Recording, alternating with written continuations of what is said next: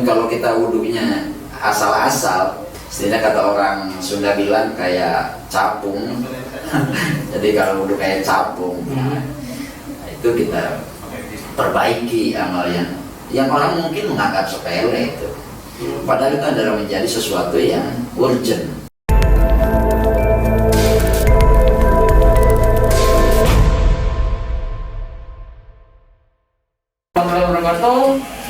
Kembali lagi bersama saya Eka, host dari Ahlus Sunnah TV milik LTMNU Kota Bogor. Hari ini saya kedatangan tamu yang sangat-sangat istimewa. Beliau di kalangan Nahdiyin cukup dikenal sebagai Ustadz milenialnya dari Kota Hujan, bersama Ustadz Romli Al-Muguri. Assalamualaikum Ustadz. Waalaikumsalam warahmatullahi wabarakatuh. Sehat-sehat Ustadz? Alhamdulillah. Gimana Mas Eka? Sehat? Alhamdulillah Ustadz. Hari ini kita mau sedikit mengupas tentang kitab Hidayatul Hidayah karangan Imam Al-Ghazali ya Ustadz yang salah. Iya. Imam Al-Ghazali yang disarah oleh Syekh Nawawi Al-Bantani. Yang disarahin oleh Syekh Nawawi Al-Bantani. Beliau itu ulama Banten ya Ustadz, Betul. yang sudah mendunia lah, khususnya bagi orang-orang yang bermazhab Imam Syafi'i. Mungkin sahabat-sahabat semua mau mengenal lebih dekat Ustadz Romli, backgroundnya apa. Beliau ini kalau nggak salah juga dosen di Universitas Islam Negeri Jakarta ya Ustadz? Iya, sebagai dosen tidak tetap. Sebagai dosen, dan hari ini di kepengurusan SMU Kota Bogor sebagai Ustadz? Wakil ketua. Wakil ketua. Tampil Ya. Untuk mengulas lebih jauh, saya silakan buat Ustadz nih. Apa sih kitab itu Ustadz? Kitab Hidayatul Hidayah itu apa gitu? Temanya seperti apa? Oh iya, sebelumnya karena kita sudah melakukan protokol kesehatan dan cukup jaga jarak dan sebagainya, untuk maskernya bisa dilepas. Kalau ini kan suara kita kedengaran Ustadz. Oh iya, jelas. Ya. Gimana Ustadz? Kitab Hidayatul Hidayah itu apa sih Ustadz? Baik. Assalamualaikum warahmatullahi wabarakatuh. Waalaikumsalam.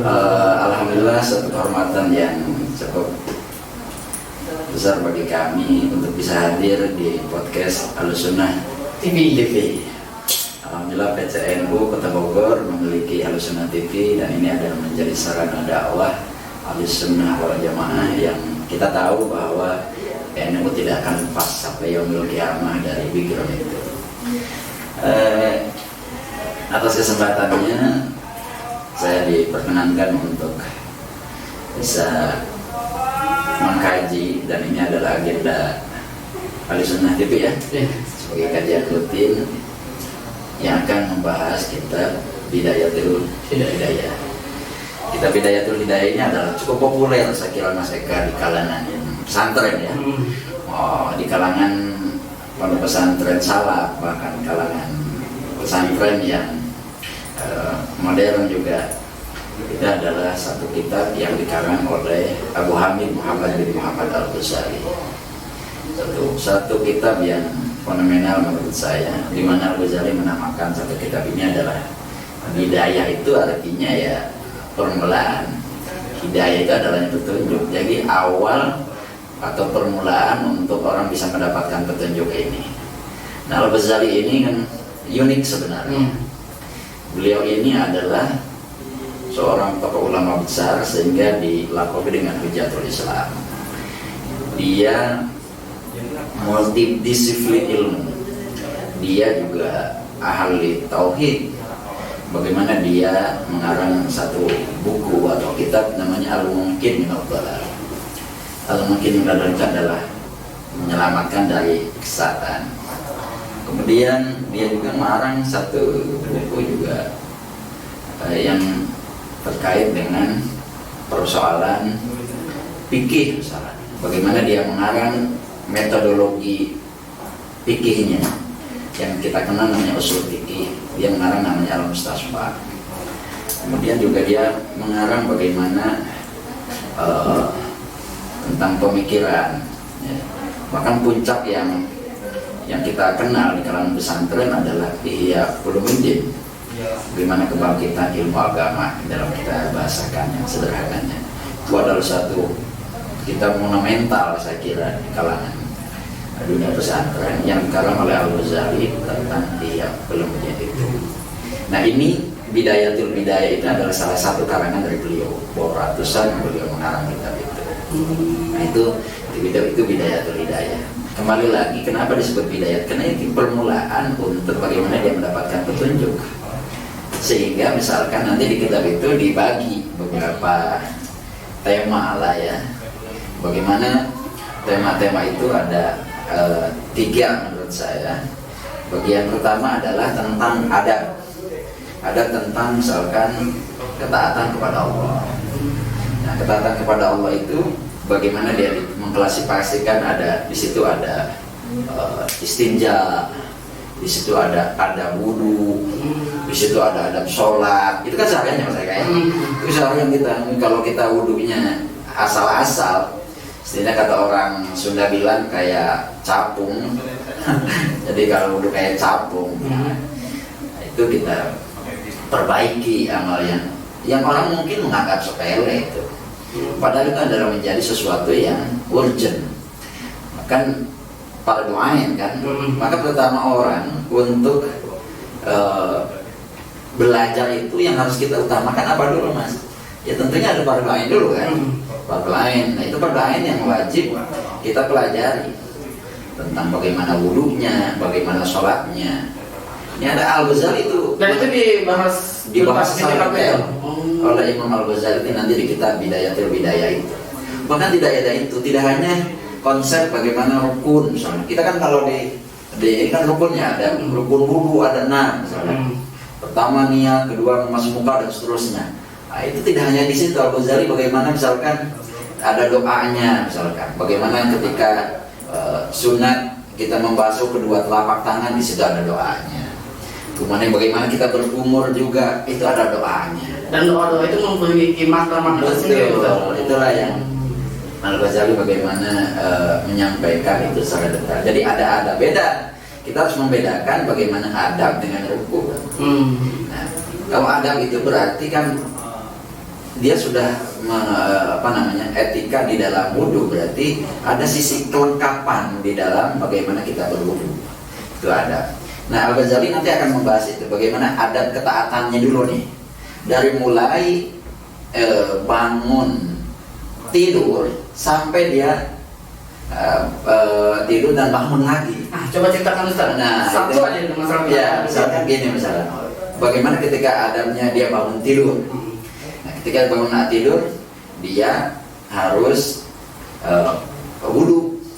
Kemudian nanti dia sholat, tentunya kita melakukan sholat subuh. Di situ juga setelah ada zikir dan seterusnya.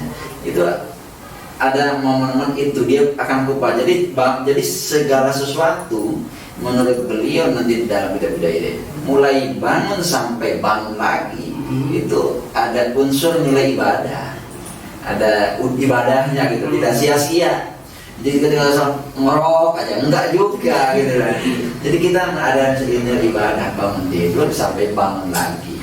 Itu ada di kitab itu. Nah itu. Jadi adab ketaatan itu salah satu aja ya. Adab itu mengklasifikasikan begitu. Kemudian nanti ada tentunya tidak hanya taat. Kita itu tentu juga untuk bagaimana meninggalkan maksiat kan.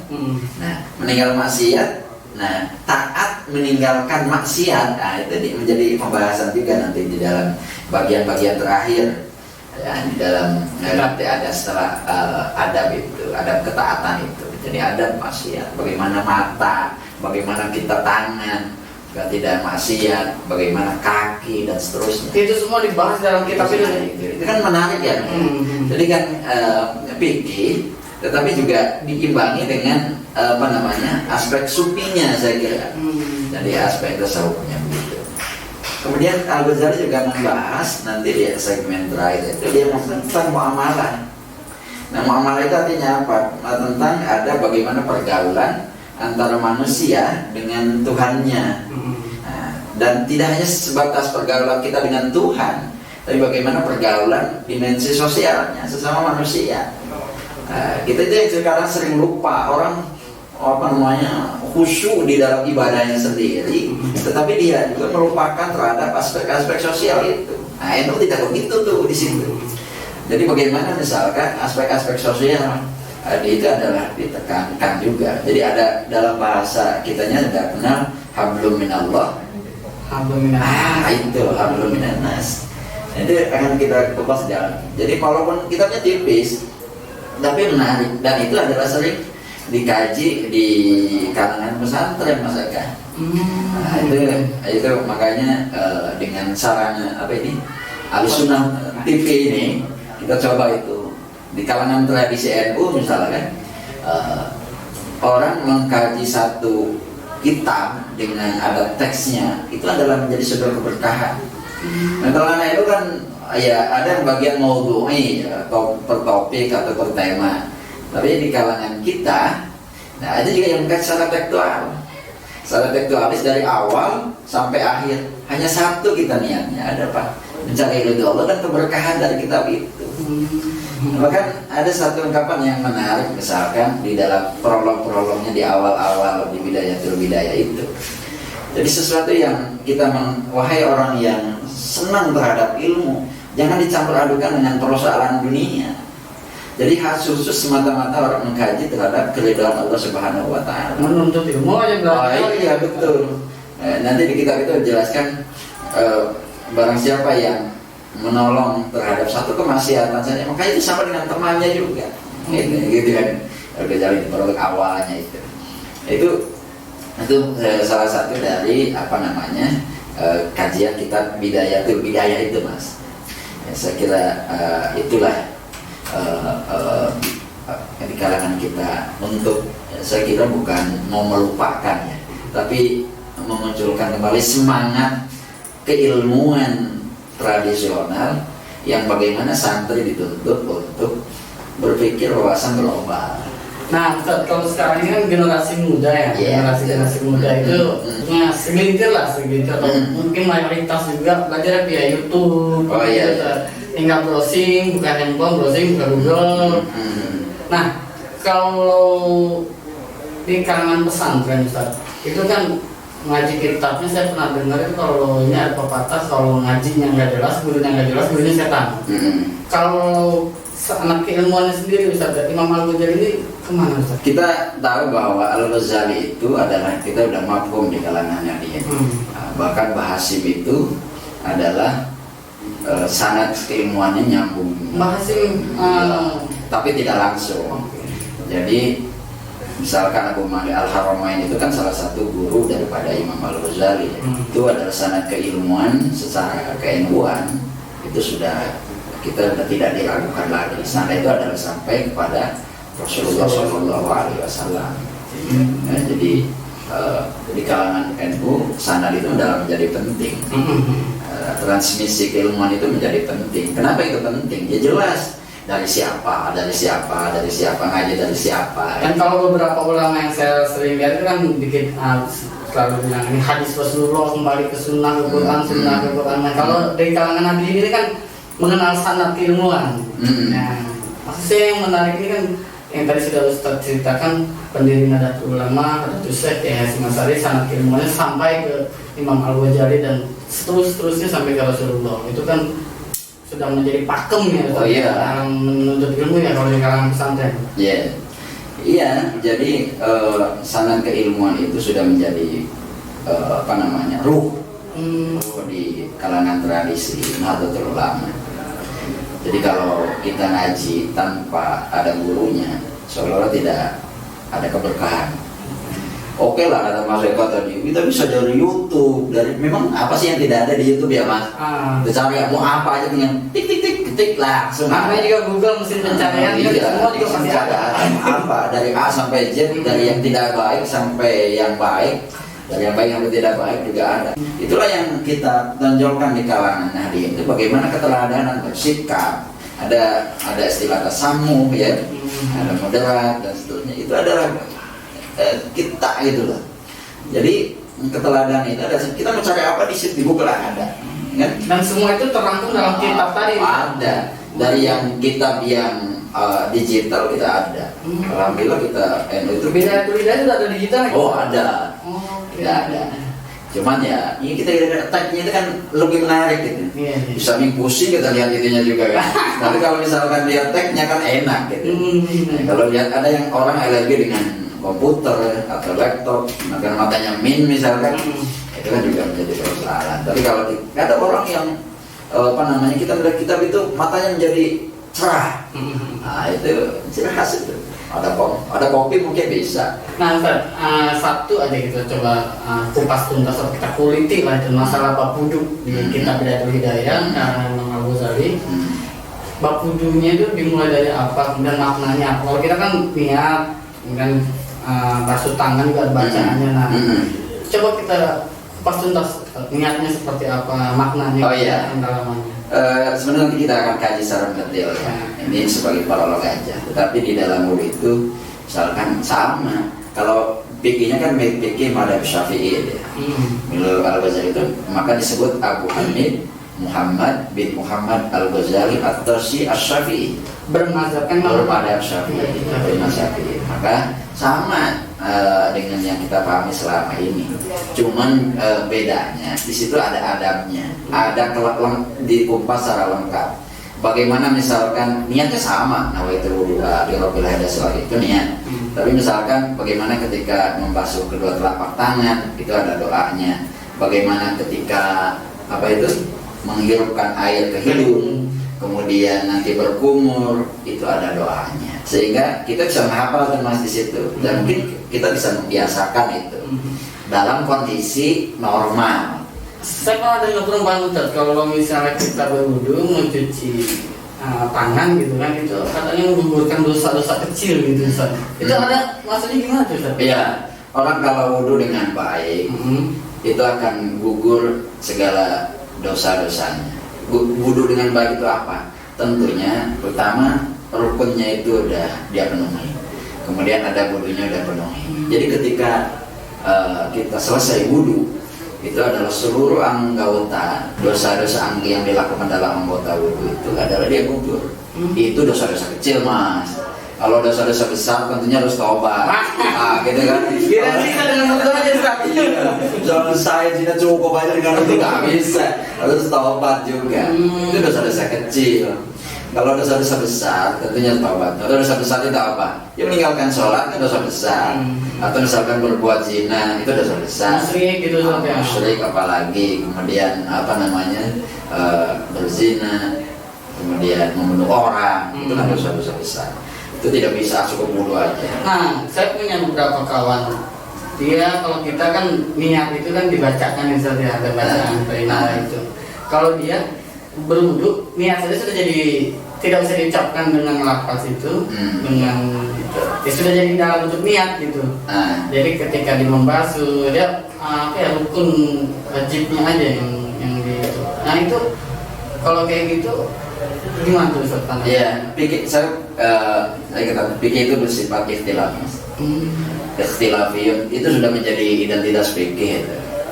Jadi maka dalam al-fiqhu domniyun kan ada juga. Fikih itu adalah domni. Dan di dalam fikih itu adalah perbedaan pendapat itu biasa. Misalkan dalam kasus niat, yang satu boleh niat, yang satu tidak, gitu kan? Nah itu ikhtilaf lah. Itu perbedaan dalam persoalan. Tergantung kita mau mengambil yang mana.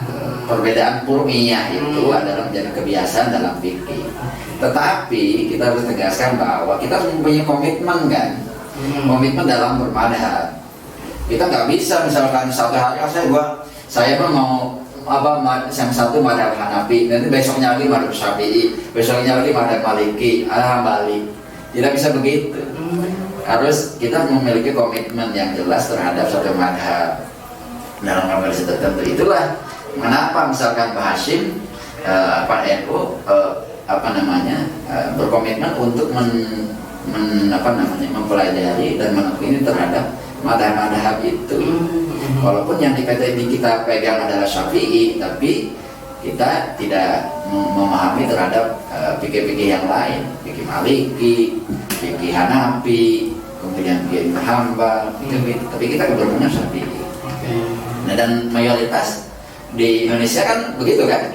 Nah gitu begitu. Ustaz tadi kan baru 2 tuh yang dijelasin tentang kitab. Nah yang terakhirnya yang ketiga apa? Di dalam kitab itu kan saya bilang tadi itu adalah ada bagaimana Al-Ghazali menjelaskan tentang muamalah. Muamalah itu muasyarah. Bagaimana muasyarah tidak hanya kita dengan Allah, tetapi bagaimana dan dalam konteks manhablu minan nasnya itu. Nah di situ ada bagaimana kita etika bergaul dengan orang. Nggak ada di situ. Sebutkan contohnya Ustaz, satu aja. Iya, misalkan kita tidak boleh bergaul dengan orang yang negatif. Dalam arti misalkan berteman dengan orang-orang yang tidak baik, karena akan mengakibatkan kita menurut dengan baik. Tetapi bukan berarti kita tidak boleh bergaul untuk bisa menarik dia mendapatkan hidayah. Tidak ada masalah kan gitu. Nah itu misalkan nanti ada adabnya, ada tata caranya. Tapi tidak 100% misalkan kita menganggap bahwa tidak boleh kita bergaul dengan orang yang tidak baik. Tidak, tapi ada adabnya. Jangan sampai kita bergaul dengan orang yang tidak baik, mau menarik orang untuk menjadi baik, malah kita menjadi tidak baik gitu. Tapi bukan berarti kita ada sekat untuk bisa bergaul dengan orang yang tidak baik. Semua di kalangan dari kacamata sufi itu dianggap baik gitu. Jadi husnudon itu pada orang adalah menjadi sesuatu yang prioritas di kalangan kita. Nah Ustaz, kitab ini itu dikarang oleh Imam Al-Ghazali di tahun berapa? Kemudian riwayatnya seperti apa sih Ustaz? Ya. Yang mengarang kitab ini? Yang di Al-Ghazali itu sebenarnya kalau kita dilihat di dalam kitabnya itu tidak ada yang jelas tahun berapa ya. Tetapi saya coba nanti kita telusuri beberapa kajian literaturnya tentang kitab Bidayatul Bidayah ini. Tapi di tahun berapa saya belum menemukan juga. Tapi nanti kita coba. Beliau sendiri itu tahun berapa Ustaz? 450 Hijriah. Kemudian dia meninggal 505. Jadi kurang lebih 53 tahun ya Mas. Di Ghazalah, sebuah desa pinggiran di kota Tus, kawasan Khurasan. Kalau kita Iran Mas. Kalau untuk kitab ini dikarang beliau di tahun berapanya itu masih ya seperti itu. Dan saking banyaknya itu Ustaz beliau mengarang kitab. Banyak sekali. Banyak sekali kitab yang dikarang oleh Imam Al-Ghazali. Kira-kira ada berapa Ustaz? 200 lebih lah. Lebih dari 200 kitab beliau. Lebih. Mengarang Al-Ghazali. Dan tidak ada pastian berapa yang dikarang oleh beliau. Tapi dari sisi keilmuan dia adalah banyak mengarang dari beberapa disiplin keilmuan. Saya tadi bilang dia ahli fikih, dia ahli tauhid, dia ahli tasawuf. Maka kita ikutin gitu. Kita ikutin bagaimana buku-buku yang dikarang oleh beliau, dan itu adalah sangat masyhur di kalangan tradisi pesantren, terutama kitab yang monumentalnya itu Ihya Ulumuddin. Atau masyarakat tradisional Ahlussunnah wal Jamaah di Indonesia, tapi kan mengenal keberkahan. Keberkahan itu maksudnya gimana sih Ustaz? Ya. Bid'ah nggak sih gitu kan? Orang kalau baca bid'ah itu udah inilah ya, udah tidak lagi momennya untuk membidah-bidahkan. Orang bisa merasakan sedih keberkahan itu. Keberkahan itu kan nama jatuh ziyadatul khair, bertambah-tambah kebaikan. Jadi kita yang merasakan sebenarnya bagaimana keberkahan, dan itu dalam Al-Quran sudah jelas sekali ada juga keberkahan itu. Maka tradisi ngaji itu adalah kita ngalap berkah sama guru, kita ngalap berkah dengan ilmu yang dibacanya. Bahkan dulu waktu saya mau itu, udahlah, gak usah paham dulu, nanti juga akan paham sendiri. Gitu kan ya? Ada dari segitu, nanti juga akan paham sendiri. Itu ada nanti keberkah. Ada orang yang ngaji nih, kita ngaji awal, tengah, akhir, selesai. Maksudnya gimana? Tengah akhir kita baca awalnya, misalnya, nanti tengahnya, nanti akhirnya, udah lengkap lah gitu. Tabarukan, nanti dia akan bisa baca sendiri gitu. Ada yang begitu. Bahkan ngalap guru dari satu guru ke guru yang lain, bukan berarti nggak bisa kan? Satu guru ke guru yang lain terus berberkah. Dari sisi kajiannya, dari sisi ilmu yang disampaikannya, ternyata sukses. Makanya itu ya harus bergaul dengan orang-orang yang baik, gitu kan. Iya. Ulama. Iya, itulah sikap ulama-ulama kita itu. Bagaimana bisa mengakomodir terhadap masyarakatnya. Bagaimana orang bukan dia mau dikunjungi, tetapi bagaimana kita yang mengunjungi. Itu ulama-ulama kita. Nah, Ustaz, apa namanya? Saya pernah dengar nih, Ustaz. Kan kalau tadi juga sebenarnya singgung sama Ustaz. Kalau di kalangan pesantren atau di kalangan umat Ahlussunnah Jamaah tradisional di beberapa kampung, ketika dia mau ngaji baca kitab, misalnya kitab tadi Hidayah ke Hidayah, selalu memberikan apa yang membaca tawasul itu, memberikan hadiah pengarangnya, kemudian para guru-gurunya. Itu menjadi ikon kita lah ya, apa namanya? Tawasul itu bagaimana kita nyambung antara kita dengan guru. Satu, nyambung antara guru dengan pengarangnya. Itu bisa begitu. Jadi dengan doa tadi, dengan misalkan kita kan sering misalnya baca kitab kan, tawasul dulu, baca Fatihah dulu pada mu'alim dan pengarangnya. Itu jadi kita yang punya ini, khas kita. Pantes tadi Ustaz saya korek-korek sedikit, mau saya kulit itu kitab karena belum bertawasul jadi belum dikupas semua ya. Kalau kita kupas semua nanti tidak ini kan. Oh, jadi adab kita harus bertawasul dulu. Jadi kita misalkan tawasul dulu, baca Fatihah dulu, itu tidak Bismillahirrahmanirrahim, tidak. Itu menjadi ikon tradisi kita. Saya menghadirkan Ustaz ini, pesantren ini kan gudangnya ilmu. Iya, kesannya itu sekarang menjadi gudangnya ilmu. Tapi mungkin kita juga berintrospeksi bagaimana ilmu yang sudah ada dieksplor. Ya, kita wajib, saya kira kita teman-teman di kalangan santri dan sekarang udah lihat lah bagaimana dia bisa menulis, bagaimana dia bisa mengarang kitab, luar biasa. Dan kita tadi itu menjadi pedoman di semua pesantren di Indonesia, Ustaz. Iya, bagi di kalangan pesantren-pesantren Nahdien ya, kita itu udah menjadi suatu kewajiban yang harus kurikulum khusus lah dikaji. Baik Bandongan maupun Sorogan. Kalau Bandongan itu gimana? Ini kalau Bandongan itu misalnya ada kiainya baca, santrinya semua aja. Tapi kalau ada Sorogan, saya Mas Eka, kiai saya pengen ngaji kitab ini, Sorogan sama kiainya langsung sama kiainya. Itulah Sorogan. Jadi ada Bandongan, ada Sorogan, itu tradisi pesantren sampai sekarang tidak hilang itu, tidak hilang tradisi itu. Maka dari pesantren ada ngaji yang tradisi awal sampai akhir itu harus khatam. Nah, misalnya nanti entar lagi kan bulan Ramadan tuh, bulan Ramadan, berapa bulan lagi ya Mas ya? 2 bulan lagi kalau 2 bulan lagi ya. Khataman kitab itu menjadi sebuah tradisi di kalangan pondok kita. Jadi pada satu pondok misalkan menghabiskan atau membaca satu kitab sampai 70 kitab habis pada selama bulan Ramadan. Itu dari awal sampai akhir dikaji. Bahkan pagi sampai malam, sampai pagi lalu baca kitab aja. Iya. Nah, Ustaz, ini kan pandemi ini ya. Artinya ada siklus yang berubah termasuk di dunia pesantren. Bahkan dunia pendidikan itu sekarang sudah mulai virtual. Betul. Nah, kalau pesantren gimana nih, Ustaz? Saya kira ada hikmahnya juga dengan adanya musim pandemi ini, terbuka Gimana? Terbuka kalangan pesantren tidak hanya ngaji offline, tapi bagaimana ngaji online kan?